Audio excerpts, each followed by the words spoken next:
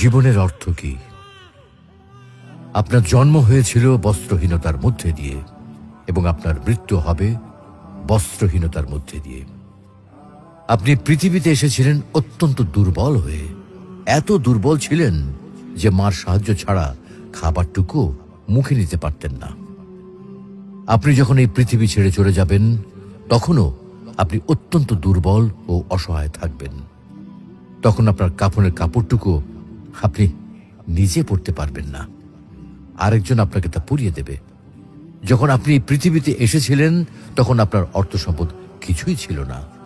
যখন আপনি এই পৃথিবী ছেড়ে চলে যাবেন তখনও আপনার অর্থ সম্পদ কিছুই থাকবে না।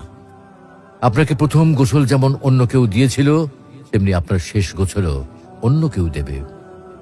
আপনি যেমন পৃথিবীতে একা এসেছিলেন, ঠিক তেমনি ভাবে আপনাকে পৃথিবী থেকে একাই চলে যেতে হবে। আপনার সঙ্গে আপনার প্রিয়জন কেউ যাবে না। এটাই জীবন।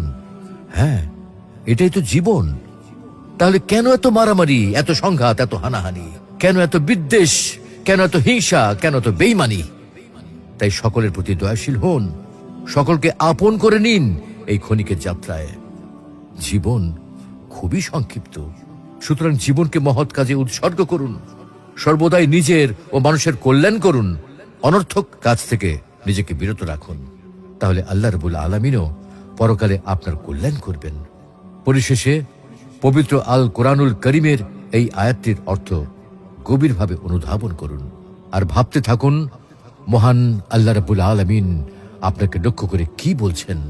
يا أيها الذين آمنوا لا تلهكم أموالكم ولا أولادكم عن ذكر الله ومن يفعل ذلك فأولئك هم الخاسرون وأنفقوا مما رزقناكم من قبل أن يأتي أحدكم الموت فيقول رب لولا